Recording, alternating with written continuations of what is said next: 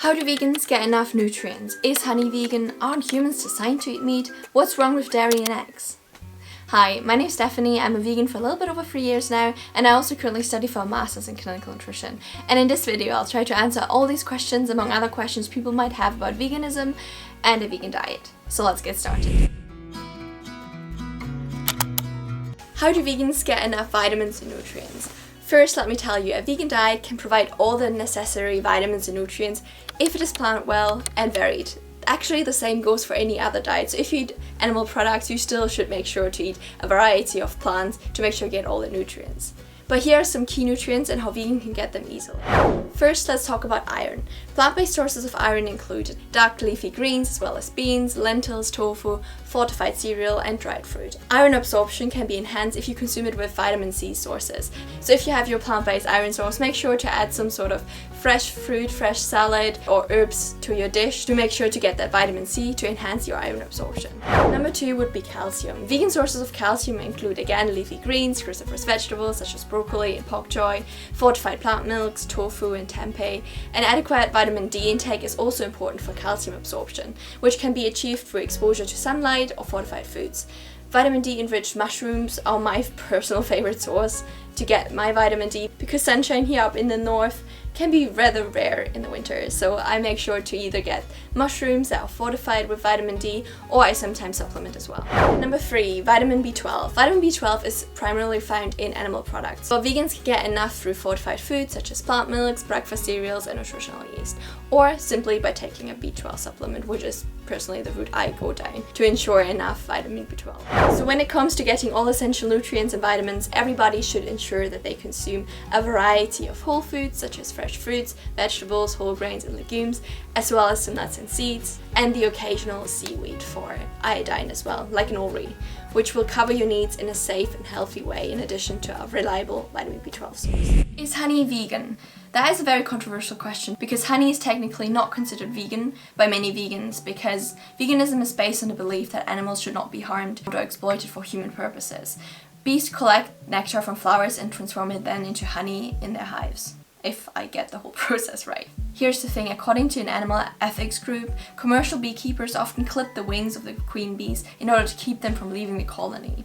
And also honeybee breeders artificially inseminate queen bees in order to control mating. And these are some of the reasons why many vegans choose to avoid honey and instead opt for plant-based sources such as maple syrup, agave nectar or date syrup. These are really delicious, and the date syrup especially very nutritious options instead of honey. I personally have to say I don't buy honey and I don't consume it very often. However, my sister has her own beehive, and since I know the way she takes care of the bees, I do consume honey from time to time if it's her producing the honey from her own bees and her own hives. That being said, that is just like 2 or 3 times a year, and I still consider myself vegan. I spoke to many vegans about the honey topic. Some avoid it completely, some don't avoid it like I do if I know the source. It's a very interesting topic. So if you are vegan, let me know, do you consume honey or do you leave the bees alone as well? Aren't humans designed to eat meat? Humans evolved as omnivores, meaning that our bodies can digest and derive nutrients from both plants and animal sources. However, the notion that humans are designed to eat meat is a controversial one. Anthropological and ecological evidence, sorry I can't pronounce these words, suggests that early humans were primarily scavengers and gatherers, consuming a wide variety of plant foods and occasionally hunting animals.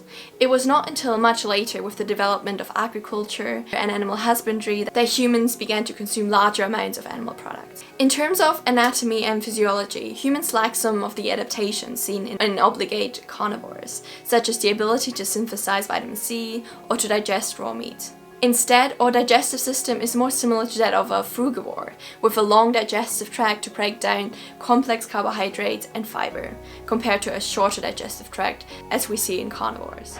Also, research has linked the consumption of animal products, particularly red and processed meats, to an increased risk of chronic diseases, such as heart disease, cancer and type 2 diabetes. In contrast, a well-planned whole food plant-based diet has been shown to not just be nutritionally adequate and provide health benefits, but also in some cases to even reverse some of these diseases. So while humans are capable of consuming and digesting animal products, there's no evidence to suggest that we are designed to do so, or that we can't get any essential nutrients from a well-planned vegan diet.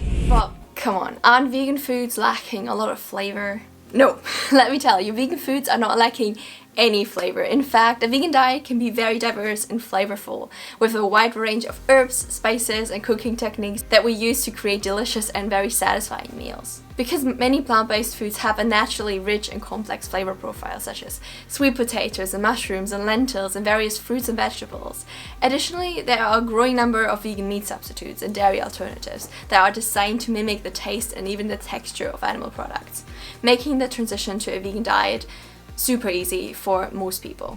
So what's wrong with dairy and eggs? Loads of vegetarians and people say they understand why you don't want to pay money in order to get animals killed. But dairy and eggs, aren't they just byproducts? Well, I will answer these questions from two different perspectives. One from an ethical standpoint and the other one from a nutritional standpoint. Well, from an ethical standpoint, cows don't actually produce milk just because they're cows.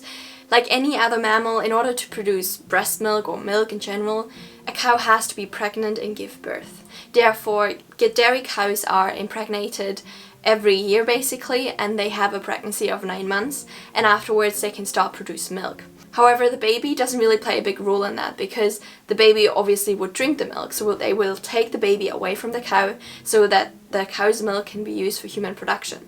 And in order to keep the production flowing, cows have to be inseminated every single year for up to 4 to 6 years, because then milk production dips. And when milk production dips, they're not really profitable, because obviously cows need resources as well. They need food, they need water, they need space. And therefore cows are being sent to the slaughterhouse for meat as well. So there is slaughter involved in the dairy industry. And the egg industry is also incredibly similar. Male chicks are killed promptly after hatching, usually by being ground up alive, and most of the egg-laying hens live in small conditions, often crammed into tiny battery cages, and in order to keep them from pecking one another, their beaks are being seared off with a hot blade, which are all practices where vegans say this is inhumane, this is unnecessary, we don't need to consume these products, therefore we'd like to not to take part and pay money to these industries. Let's talk about it from a nutritional standpoint. Because isn't dairy actually good for skeleton, for bones? Let me tell you that a growing body of research shows that milk and other dairy products have little to no correlation to overall bone health. Most likely because dairy foods are acid forming in the human body. And as a result, although milk has calcium in it, the body takes calcium from our bones actually to neutralize the effects of the dairy that we consume. It does that to make sure that our body doesn't become too acidic. So getting calcium and vitamin D from plant-based diets seem to be more effective to ensure adequate supply for our bones. It is important to remember that most of the global population does not consume milk, and even lack the very enzyme to digest it, and they found a way to get healthy bones over the millennia.